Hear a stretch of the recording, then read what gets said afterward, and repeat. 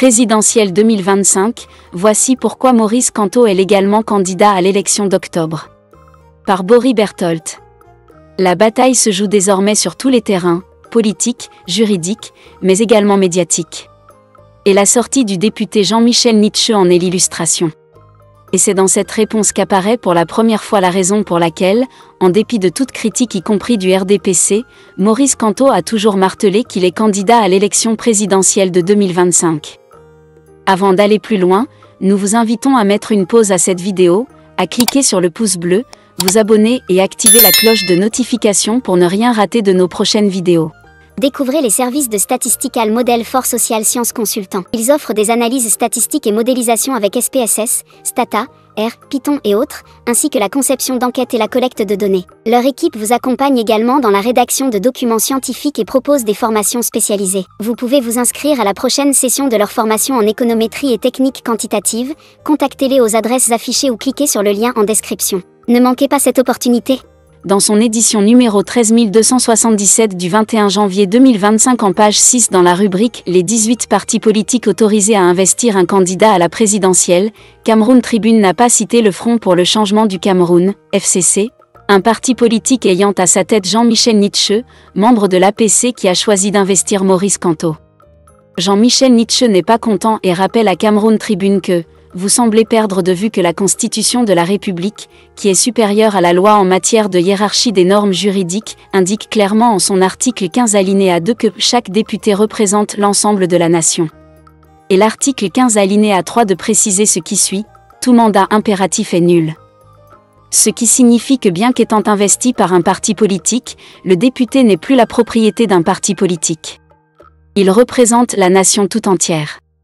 Il découle de ces deux dispositions pertinentes de la Constitution de la République que le FCC dispose d'au moins un élu, à savoir le député que je suis et qui représente l'ensemble de la nation, article 15 alinéa 2 de la Constitution.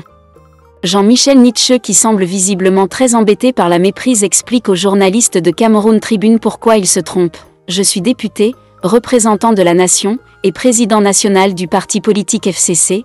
Il faut être doté d'un esprit profondément irrationnel pour ne pas se rendre à l'évidence que le FCC est bel et bien représenté à l'Assemblée nationale.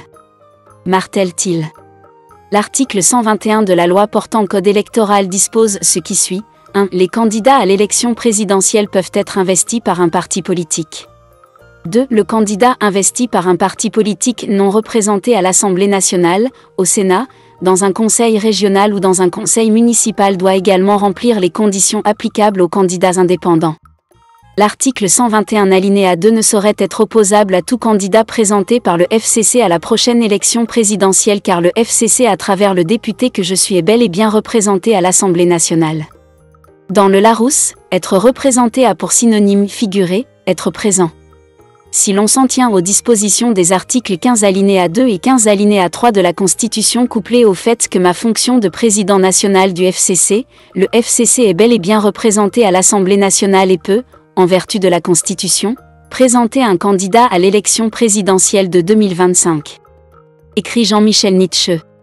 En résumé, le député du littoral, Jean-Michel Nitscheux dit « Je suis à la tête du FCC dont je suis député. Dès lors je suis en droit d'investir un candidat à l'élection présidentielle. Et dans la mesure où le FCC est membre de l'APC et que l'APC a investi Maurice Kamto comme candidat à la présidentielle 2025, Maurice Kamto est donc légalement candidat à l'élection présidentielle DE 2025.